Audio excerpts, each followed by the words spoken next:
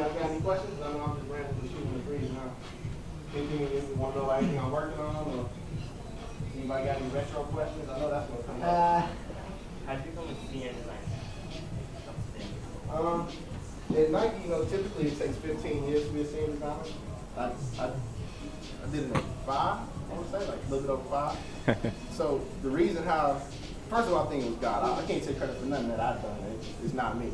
Second of all, I've always taken the things that nobody else wanted to do. I've never once said, give me the juicy project with the commercials, because that's easy. You know what I'm saying? That's easy. You got a built-in platform for success if you're doing projects that are going to have media and magazine articles and stuff. And so now those are my projects because that's the way that the business is kind of, viewed me. But coming up, I did a shoe. You guys probably know what it is. It's called the Monarch. It's like a $45, $50 shoe. I did that shoe sold 30 million pairs globally. And that's the Monarch and the T-Light, and the T-Light 2 and all these shoes that nobody know about. They move in units, and I'm bugging out because it's a project that everybody laughed at. They're like, "Oh, you doing the lawnmower shoe, the barbecue shoe, but it's those type of products and projects that I wanted because I figured if I could do a good job with something nobody else wanted, they'll look at me and say, if we gave him something he really wanted to do, he's gonna kill it." So did all those projects. Then outside of that, I knew that it wouldn't be enough for me just to be a good designer. I needed to be a good corporate citizen. So I started my own like workshops and charity things through Nike. I do like 4 or 5 workshops a year, like around the globe, just helping, trying to teach design.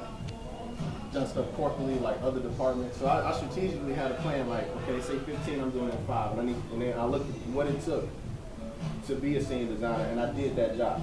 For 5 years, I did that job. And along the way, I got promoted from designer 1 to, actually bench designer 1, designer 2, and senior. And so I never looked at what I'm supposed to, where I'm at, I looked at the next level and do what they did. And so if you do the job long enough, they're going to give you a title. You can justify, you're like, yo, I did it. So when it came around for my review, man, I'm like, oh, okay, he's only 25, and it takes some people their whole career. And one of my mentors, and that's nothing, get a mentor, get an advocate. They were like, well, you can't judge him based on something else. And it was a whole political thing. And then after 5 years, they're like, cool, he's done the work. Because I gave myself enough ammunition to say I've done the work. So yeah, man, it's crazy, dude. I still don't believe it. I still feel like I'm an intern. I'll be in meetings, my meeting, I'm just sitting there like, okay, we're going to start. And they're like, well, it's your meeting, you run it. I'm like, wow, this is crazy. I can't believe I'm running meetings. I called my mom like, Mom, I just ran a meeting. I used to just run my mouth. Now, I run meetings. So, yeah. I have a question. I don't know if anybody asked yet. What's your favorite pick?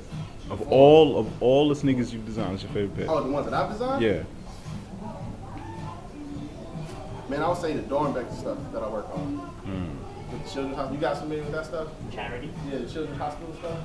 Yeah, I'm not even saying that because it's like the nice thing. I'm like, honestly, for real. Because these kids, when you walk into a room and it's a 10-year-old kid fighting leukemia, and all he wants to do is have a chance to sit down and draw a shoe, it's like, yo, I don't have any problems at home. You know what I'm saying? I'm cool. So those projects, man, seriously, that's the best projects. When we doing one now with a kid, this kid is amazing. This kid was born in December 5th, 1996. His favorite shoe is the Air Jordan 6.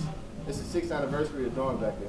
And his first name is Jordan, middle name Isaiah, last name Dark, right? Wow. Like, this dude was born to have a shoe with a name on it. And we were tripping because I went to see him about a week ago on his last leukemia treatment. He had actually Ewing sarcoma. I forget exactly how to pronounce it. I think that's how it's pronounced.